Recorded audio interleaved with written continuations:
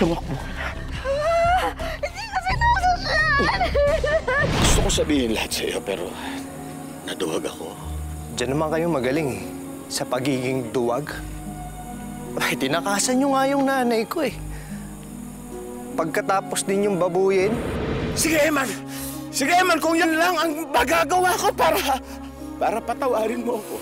Magkapatid kami. Hindi na kami mga bata para magtikisan pa. Tsaka, nariyan isang tao na handang bayaran ang lahat ng mga pagkakamali niya. Emma, nakikiusap ako. Sana bigyan mo pa ako ng pagkakataon na magpakilala sa'yo bilang ama mo. Tumayo ka dyan. Sana hindi pa huli ang lahat para mapatawad mo siya at matanggap mo siya.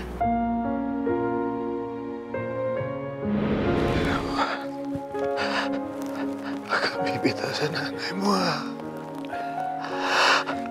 Huwag mo siyang mababayaan. Patawarin mo ako.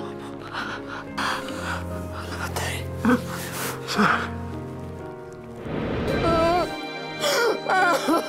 Arnaldo! Din, he's a changed man. Kung hindi siya kayang patawarin ni na Eman at Mercedes, I'm here for him. I'll always be here for him. Ma'am Mel, para daw po kay Aliyah. Mel!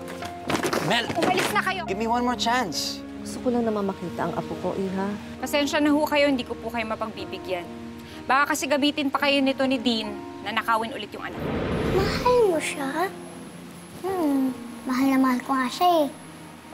Si Papa, syempre, love na love ko din siya. Sasama kita pagbalik ni Daddy. O bakit ka po umiiyak? Nato, anak. Hindi na namin itutuloy ang kaso on one condition. Kailangan ibigay niyo sa akin si Ali. Huwag mo naman kami pabayaang makulong dito. Anong sinasabi mo sa anak mo? Sorry, Mel, ha? Pinag-iisipan ko kasing tanggapin yung inaalok ni Dean.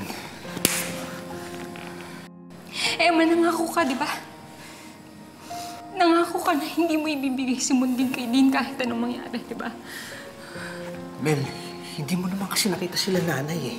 Hindi sila tatagal ni Carla dun sa kulungan. Mabubulok sila dun sa preso. Paano yung anak natin?